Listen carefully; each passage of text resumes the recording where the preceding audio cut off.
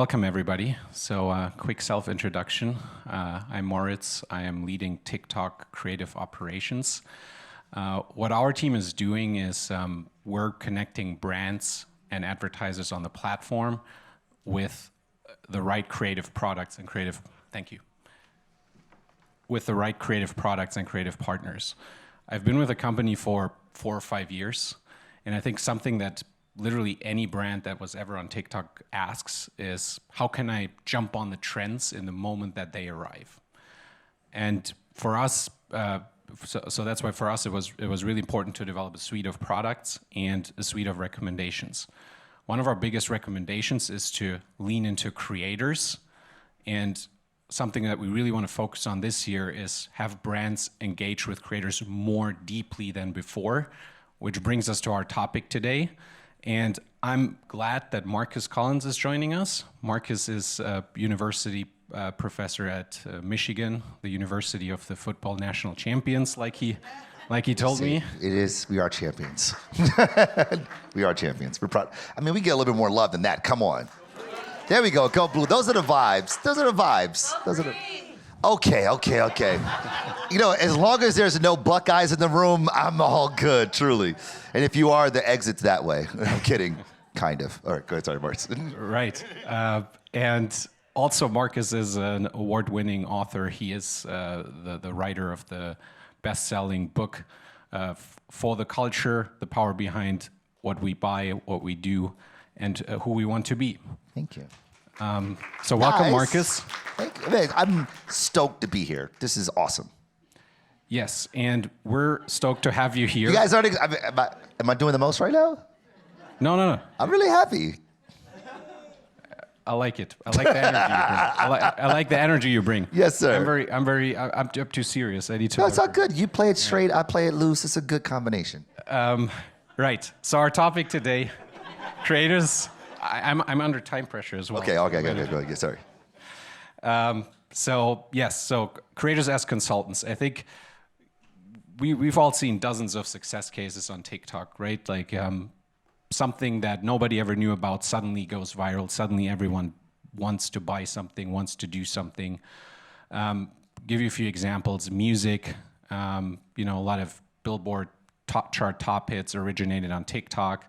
Food, I don't know who of you guys remember the feta cheese hashtag, like suddenly in all countries globally, feta cheese is selling out of nowhere, right? The examples are countless.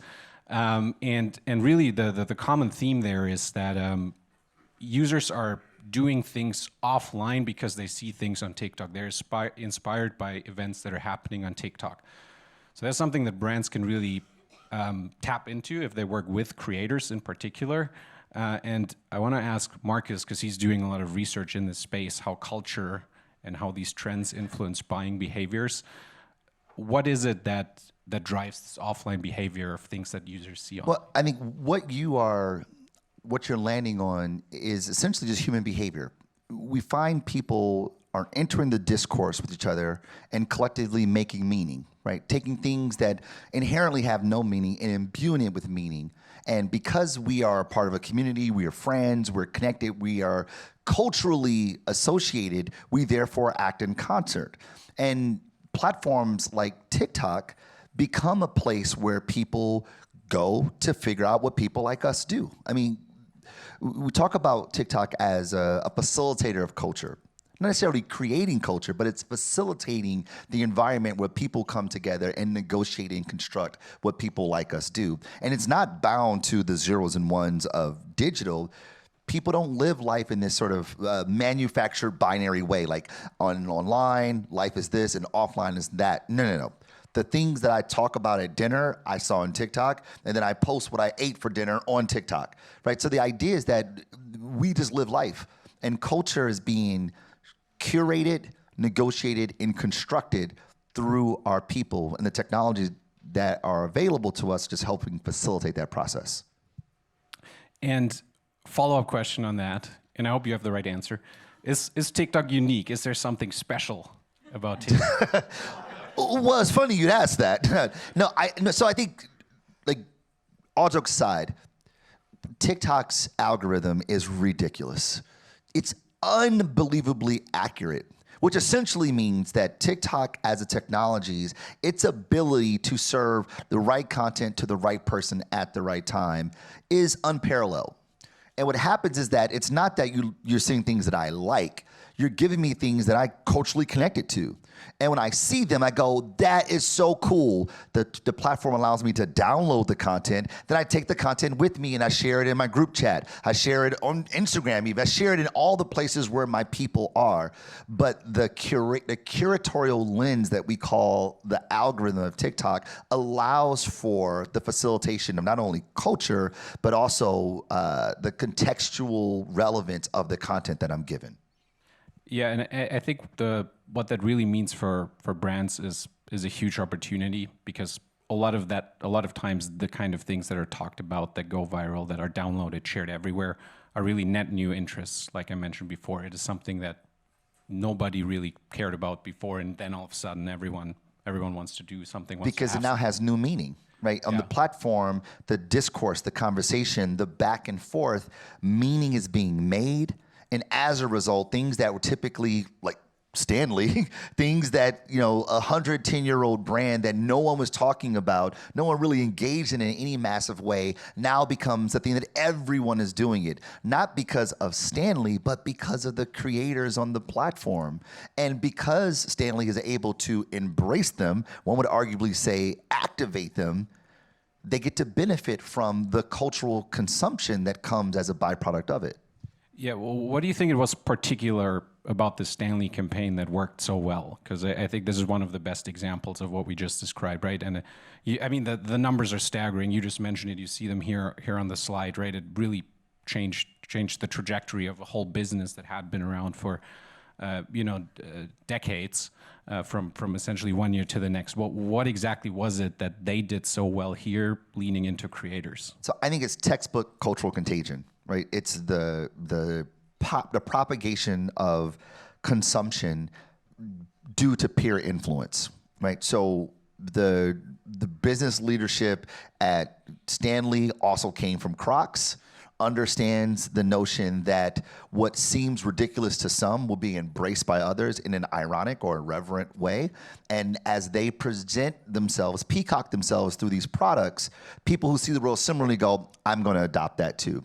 And what Stanley did as a brand, was realize that the creators on TikTok have more credence than any advertising could ever have. Not that those things cannot coexist, right? But it's the 1-2 punch of having fireworks that are ads and campfires that are creative output, that the alchemy of those two things together create what we see is a culturally contagious consumption pattern of a group of people who abide by a similar consumption activity. I think what you just mentioned worked really well in this case. I think it actually also works well for like bigger brands. Like take Hyundai as an example, as a brand, globally known brand that everyone knows. Something they did last year was they ran a creator campaign. Something special about that creator campaign was they worked with 2 creators, and they gave those creators a lot of freedom. So they said, we're going to let you drive the storyline. We're not going to see you as a spokesperson. We're going to bring you in early and help with the whole creative concept, because you know how your audience works and what they react to. Also extremely successful, right? Upper funnel campaign, 13% lift in ad recall, 3.5% lift in brand awareness. So what was it for Hyundai here? So why does this also work for existing brands that are already known? I think it's the idea that the brand gives agency to the creators to say, you are not just outsourced hands that are just making things, but we are valuing your understanding of the cultural conventions of a group of people. We value your proximity that we don't have as a brand. We value that, and we're asking you to translate what this brand is trying to signal about themselves in a way that the people who follow you, the people who self-identify by the cultural characteristics that you do, translate it so they understand. It's almost like, would you ever say to Jay-Z, hey, Jay-Z, we want to sell our brand, here's the rap for you to give? Jay-Z like, are you kidding me right now? No, you partner with Jay-Z because he understands something that you don't. His proximity to culture is far more intimate than you ever could. So the notion is you tap creators to say, help me translate what I'm trying to say in a way by which the people that you're connected to will understand, and there'll be congruence in the meaning that we're trying to signal. And the result of that is that the kind of wall of skepticism is being torn down, right? Normally when you show your brand and you're selling to someone on social media and there's an ad, it's so obvious that a lot of times there might be some users that see through That's it, right. and then creators can help you overcome that. There's a level of credence that comes from that, because if that creator is telling your story in the way that creator had always done, there's a level of trust that gets there. You know, I tell the story all the time. My wife and I used to live in New York. We used to drive a little hatchback car. She said, my wife's like, look, we're about to have our daughter, you know, our eldest daughter, Georgia, said, we need a bigger car, so we're gonna get an SUV. And there's a long list of SUVs that we would consider, but there was one SUV we wouldn't even think about, not even consider it. And that was a Toyota RAV4. And you go, well, why? Toyota RAV4 is an amazing car. What do you mean? It has all the J.D. Power and Associates stuff, right? But there was a hip hop lyric in a song called Run This Town that said, what do you think I rap for? To push a effing RAV4? And there was no way in the world that I'm gonna pull up in front of my friend's house driving a RAV4. They'd be like, Marcus. It's a good car. It has all the value propositions that make for an amazing vehicle. But because of what that cultural creator, the meaning that it refashioned the brand to be, had a different impact on me because I subscribe to a particular culture. The creator's ability to take a brand, refashion it, rework it through the cultural lens of the people who follow them is unbelievably valuable.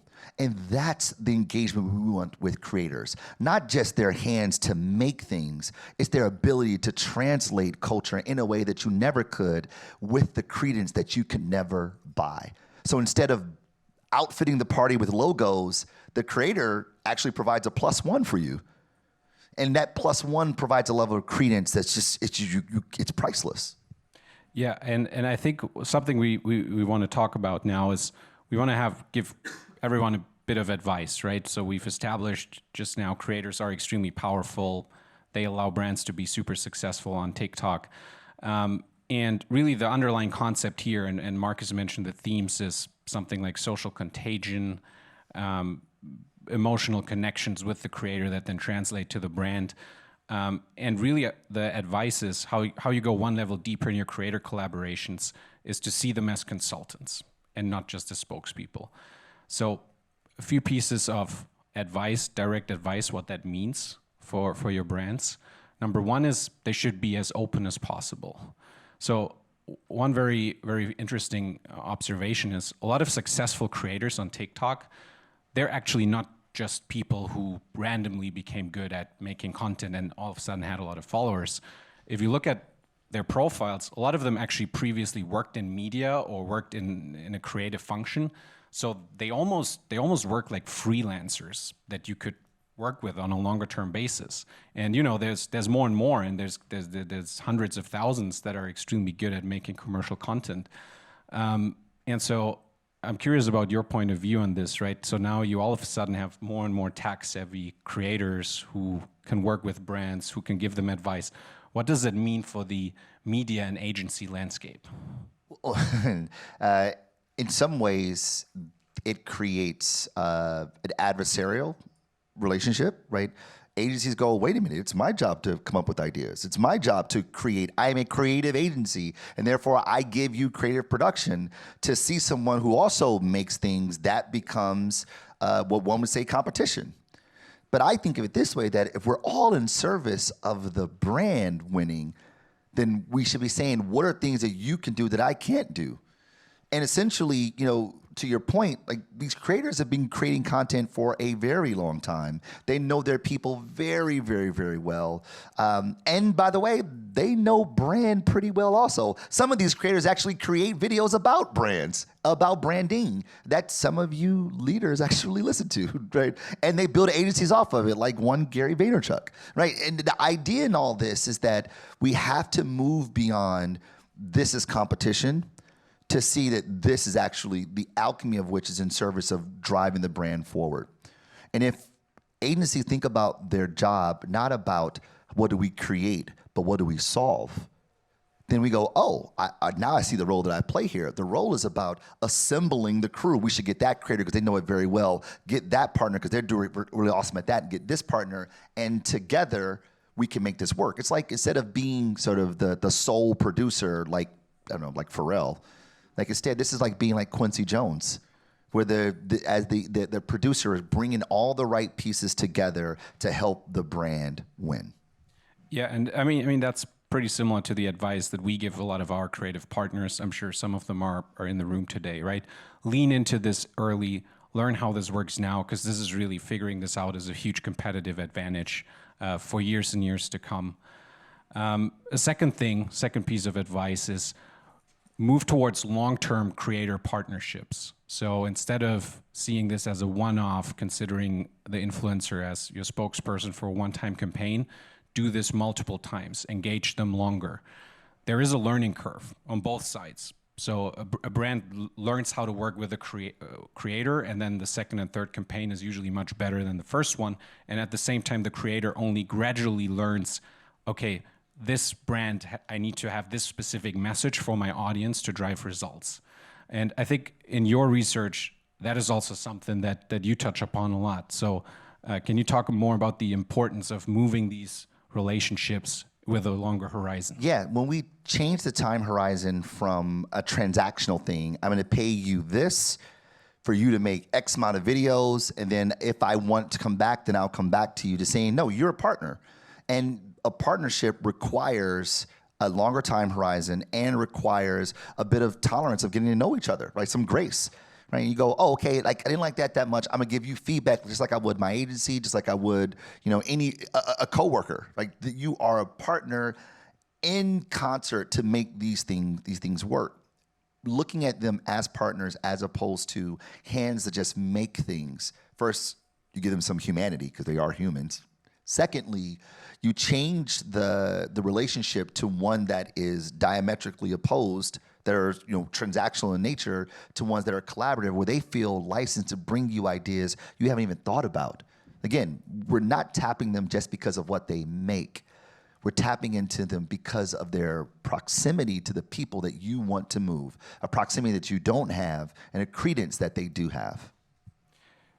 I think, this ties in next very well with the third thing we want to mention here, right? Lean into the creator's vision, give them more power. Maybe come with them with just having your brand and a budget and a product, and let the creator handle the rest of it. What we see a lot, there's hundreds of cases on TikTok, is where maybe if, first of all, a brand comes in with a very clearly predefined creator brief, and then they basically ask the creator to do exactly what's in the brief. And then there's a post, and that gets maybe 2,000 views, 5,000 views. And then sometimes creators are like, oh, well, let me just for fun, just like for free, let me just do this myself and see what happens. And then all of a sudden you're having 100,000 views or more. So there's dozens of these cases. And I think what we call this, right? So you're effectively ceding control to some extent of your creative production, of your creative ideation. So we call this creative bravery, because you're being brave by giving away some of the control. And ultimately, that's what gives you the real cultural impact that TikTok is so famous for. And I think you also, that's actually at the core of a lot of research that you do. That's right. So the work we used to do with McDonald's, we often refer to as share the pen. Right? It's not you who write the whole thing. You share the pen. Someone could drop 16 bars on that actually makes the song better than it was if it were by yourself. An example of this is when we were doing work with Travis Scott for the Famous Orders meal, the Famous Order campaign. We had created merch. We had these mock-ups for like sweatshirts that were so cool. We thought it was the coolest thing ever. And Travis said, "Can I give it a swing?" And they were like, "Sure, Travis, sure. But we have better stuff, of course." And his stuff was 1,000,000 times better than ours, like 1,000,000 times better than ours.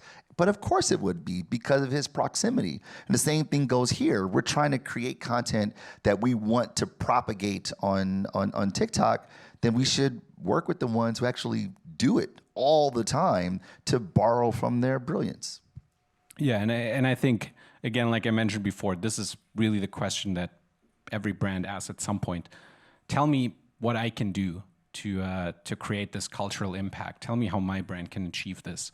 So over time, we at TikTok and together with our creative partners, we've developed a suite of products that enable brands to do this, and those range across all different kinds of ways to work with a creator, whether you already know the type of creator you want to work with, and you just go and find them and get in touch with them, whether you want to be pitched. There's something like an open application. This is my brand. Can you give me a few creative concepts? And then you, as a brand, can decide which one works for you. And lastly, you can see whatever content works best, and you can amplify that and put paid media spend behind it.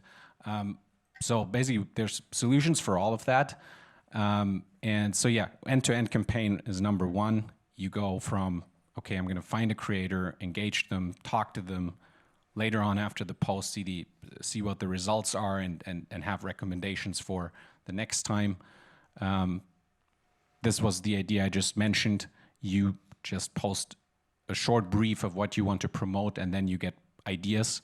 And I think outsourcing this creative ideation piece might actually be the most valuable thing you could do. And then lastly, you can tap into UGC as well, into creators just for ad creatives. So there's a product called TTCC, which allows you to just post a brief, and you're going to get within 10 days, you're going to have 30 ad creatives in your TikTok Ads Manager, all sourced from the wide pool and the wide range of trained creators.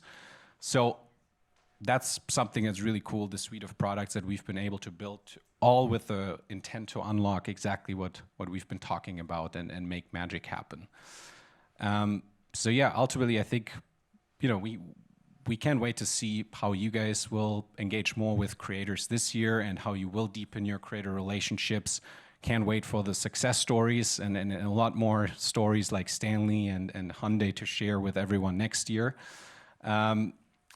Also want to thank you, Marcus. I think we're close to out of time. Do we have time for one question? Yes, we do. Sorry, I did the power button there. So first question we had is, and you talked about this a little bit, but there's really, a lot of brands have really strict standards. And how do you, I guess, help an advertiser decide, okay, maybe there are some absolutes, maybe there's some things that we can loosen the reins a little bit, but these things have to stay. I guess, how do you have that conversation to say, you know what, maybe we're okay with letting some of these things go to allow for the true creative to shine through? I think at the end of the day, the creator, the brand remains in control, right? So brands should only ever post or see their brand associated with content that they are comfortable with. And I think that's a foundational principle that remains in place. When you help, I think the key idea and the key concepts here that we introduced really have to do with the first step, the ideation, that before you deliver an ad creative, you can see a lot of things beforehand. A lot of times you need to widen your horizon in the ideation stage, and then production-wise, you can still go for whatever you are most comfortable with in the end. I think of it as what challenges or what goes against who we are, and what is just challenging the dogma, right? Some of these things are like, who am I as a brand? How do I see the world? What am I convicted by? How do I see the world? What are my beliefs, right? My point of view in the world? And those things are non-negotiable. Those things cannot be changed. But the dogmatic things that we have always done, those things actually should be challenged. There's a scholar named C.K. Prahalad who talks about this as the dominant logic. And the dominant logic essentially is the way we've always done things, right? And the thing about the dominant logic, it makes it very, very easy for us to make decisions. It makes it very, very easy for us to all get on the same page because there are tried and true things that we have always done. But innovation is right on the other side of that. Right? Disruption is always on the other side of that. And if you don't challenge the dominant logic, you find yourself doing the exact same thing over and over and over again. You don't undermine the conviction, but you definitely challenge the dogma, because the dogma is meant to evolve as things evolved. So a brand should say, listen, we believe this, will never compromise that. But play with the colorways. Why not? What does it really change? Does a consumer see a brand and go, wait a minute, I thought you were purple. I don't know who you are anymore. I can't do this anymore. It seems ridiculous, right, when you hear it out loud, but this is the things that we fight for and we challenge each other on in the office. And it keeps us from being the best versions of ourselves. So the argument I would make is that know who you are, do not compromise your ideologies, your beliefs, but definitely challenge the dominant logic. The next question is around, you mentioned activating influencers. And what are some of your thoughts around going really big with a macro influencer versus looking for kind of creating a network of maybe micro influencers? And how do you decide, or how can an advertiser look at, like, which one of those approaches should you try and test first? Yeah, we, and my team specifically, we navigate a lot of those conversations, and that is one of the most common questions. I think ultimately the creative plan needs to be closely tied in with the media plan of the brand. So it really depends on what you're trying to do at what point in time during the year. If your brand is working towards a huge tentpole moment, it might make sense to say, okay, I'm going to work with a really well-known creator with a lot of followers for this. This is my tentpole budget. I'm going to put a lot of it into it. And you might have several of those spikes during the year, depending on your overall marketing strategy. But maybe for your always-on campaigns, for like if it's like brand performance auction that you're running, it's really important to have a stream of ad creatives coming in, like that every week you get a handful of ad creatives at least that are really native, that are developed TikTok first. That's what performs best on our platform. And that's a separate product solution. And then you can maybe say, okay, it doesn't really matter which creator it is. I'm just going to do something like the open application process that I just mentioned. Next question would be around, you kind of mentioned, I think, or you both spoke a little bit about just testing, the ability to test. It's sort of trial and error and seeing what works and what doesn't work. How quickly do you make a decision to abort a plan? Or how quickly should you look at a campaign and say, you know what, it's been 3 weeks, it's been 2 weeks, or we haven't promoted this one as much as we thought we needed to, but like, when do you, I guess, what information or insight do you have around when can you make that call of success or not success? Or do we throw more budget behind this because it's growing? Yeah, absolutely. So, and this kind of depends on the setting, if it's like organic or paid. Something I always recommend is do both, first of all, organic and paid. And the way you usually should be doing is you definitely should always monitor your organic content and the ones that does take off. And the moment you see that gains a lot of traction and it's being successful, you can put paid media behind it, and you should accelerate that. So that's one piece of advice. Other than that, it is a little bit of trial and error, right, for every brand, but that's certainly one piece that works for everyone. The last question that we have is, how do you kind of mentioned other ways you can engage an influencer? Maybe that's just creative ideation. Could you share some of the different models that you've seen just around crafting that relationship? Be it, you mentioned sort of long term. Is it a retainer? Is it by idea? Like, how have you seen some of those contracts negotiated? Yeah, and this is something that differs, right? And I mean, our answer is only as good as the ecosystem's answer, right? Because for us, working with creative creators means do it through our products or do it through our, dozens, hundreds of partners globally. So everything exists. I wouldn't recommend a very particular thing here. I would recommend what we just talked about. Move towards longer term relationships with the creator, and then how that works in reality, whatever your budgets are, is a case-by-case situation. Thank you so much, Dr. Collins and Moritz. Really appreciate your time. Thank you. Right. Thank you so much.